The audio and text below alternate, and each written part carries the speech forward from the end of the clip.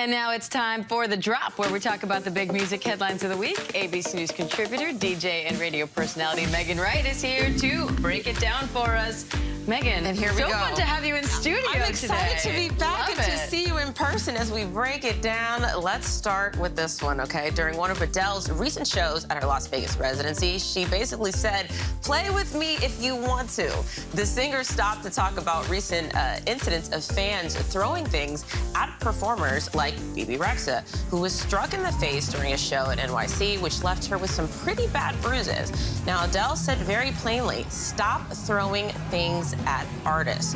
And Diane, Drake just kicked off his tour in Chicago, and there's already a video circulating of a fan throwing a phone at him. What is with this? I don't know. I don't know if it's for attention, but it doesn't end well for the performer or the fan, so it's like, why would you want to injure the person you're going to see? And also, phones are expensive. Why would you throw that of all things? I have no idea, and they're going to get us in a bad situation where we're not going to be able to bring bags or anything to these shows anymore. Or there's going to be a glass in front of the performers like you're at a hockey rink or something. It makes no sense. Why would you want to injure the person you're going to see? I don't know, man. Cut it out because you're ruining it for the rest of us and for these performers. Now, speaking of Drake, it's the summer, so concert season is in full effect.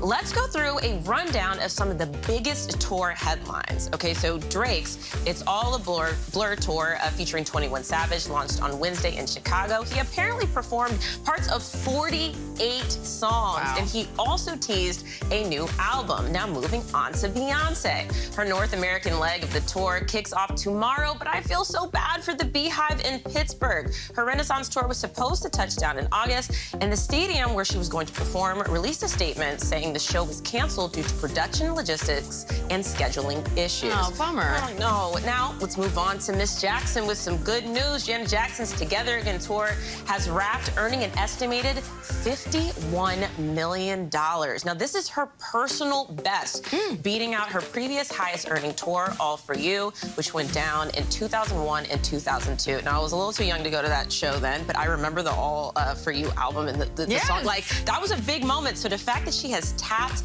that era almost 20 years later is so incredible. She's still one of the best performers out there. Yes. Love it. Love it, love it. Now, keeping on with more tour news, this one's a bit bittersweet.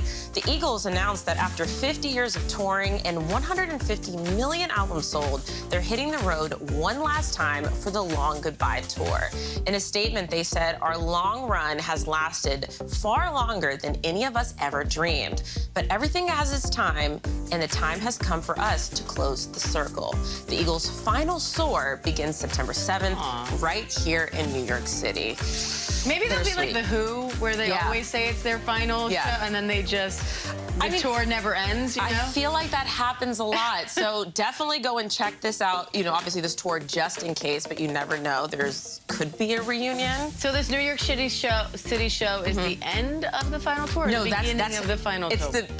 It's the beginning of the final tour. Okay, it's not over yet. There's still time. Yeah, September 7th, it's going to kick off right here in New York City, so that'll start the Long Goodbye. It's like a bunch of wordplay. Maybe it's going to be a really, really long goodbye. Let's hope so. Now, and as for our viral hit, Taylor Swift, fresh off of the news that her Eras tour, get this, is set to earn a record-breaking $1 billion in sales.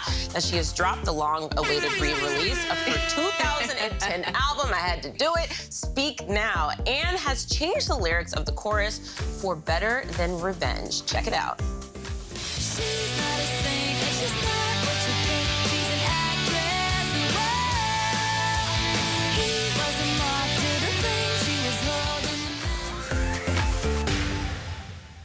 We all love some Taylor.